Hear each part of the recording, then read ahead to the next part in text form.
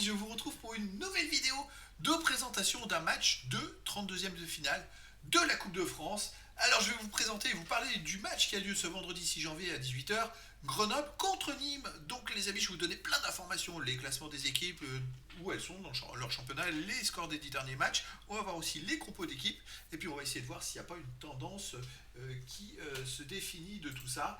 C'est vrai que ça peut être très intéressant. Alors c'est parti les amis. Tout d'abord, ces deux équipes, ce sont deux équipes de Ligue 2. Alors, c'est vrai que le classement de Ligue 2 n'est pas du tout le même pour les deux équipes. On a Grenoble qui est 5ème du classement. Et de son côté, Nîmes est 18ème de Ligue 2. Alors Grenoble 5ème avec 26 points en 17 matchs, 7 victoires, 5 nuls, 5 défaites, 16 buts pour 15 contre plus 1 au goal average. C'est pas terrible. C'est-à-dire qu'ils sont 5ème, mais je pense que c'est très serré le classement. Mais ils ont perdu beaucoup de matchs et ils ont pas un super goal average. Nîmes est donc 18ème avec 16 points. Ils sont pas très loin. Ils ont 13 places d'écart, mais il n'y a que 10 points d'écart. Ils ont fait 4 victoires, 4 nuls, 9 défaites, 15-21 au goal average, moins 6. Donc c'est vrai que le classement de la D2 est plutôt serré. On va aller voir les scores des 10 derniers matchs. Alors, sur les 10 derniers matchs, on a quand même Grenoble qui a fait 6 victoires de nuls, 2 défaites, 16 buts pour 8 contre, plus 8. Nîmes, 4 victoires de nuls, 4 défaites, 14-8, plus 6. Alors, par contre, Nîmes a fait une victoire 4-0 contre Montauban en 8ème de Coupe de France et 3-0 contre Borgo au 7ème tour. Voilà, de son côté, Grenoble a battu Ilzac Modenheim 4-1 en 7ème tour et en 8ème tour ils ont battu Villefranche Beaujolais 2-0.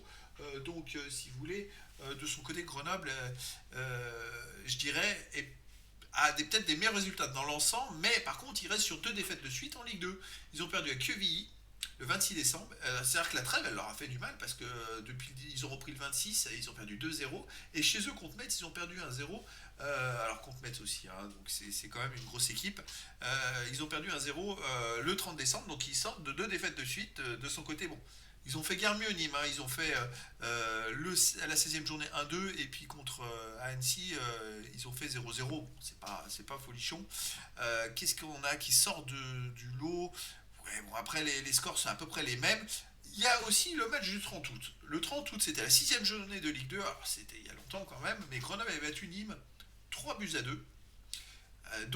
Grenoble a déjà cet avantage-là, c'est qu'ils sont à domicile, qu'ils sont, je dirais, peut-être favoris. Bon, ils font quand même des meilleurs résultats. Ils ont déjà gagné 3-2 dans l'affrontement contre Nîmes en championnat. On va aller voir les compos d'équipe. Les compos. Grenoble joue en 3-4-3 avec le gardien Maubleu en défense, Monfray, Chapchet, Nestor au milieu, Pasquier, Bambok, Touret, Gersbach.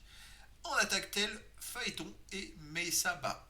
Côté Nîmes, c'est du 4-3-3 avec Dias en gardien, Satzout, Jevignet, Gessoum, Vargas en défense.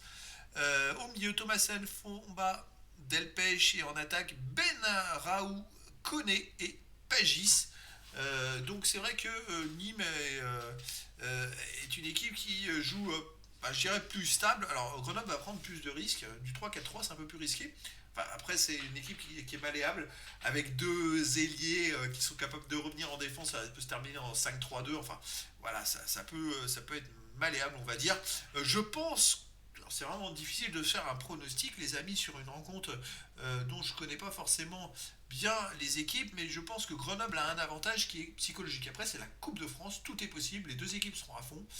Mais c'est vrai que Grenoble, par je dirais, son parcours en championnat, ses meilleurs résultats, a peut-être une probabilité supérieure de se qualifier que Nîmes. Mais après, tout est possible. Ça, de toute façon, je vous donne rendez-vous ce vendredi à 18 h pour en savoir plus. Et puis voilà, les amis, écoutez, je vous dis à très bientôt pour une nouvelle vidéo.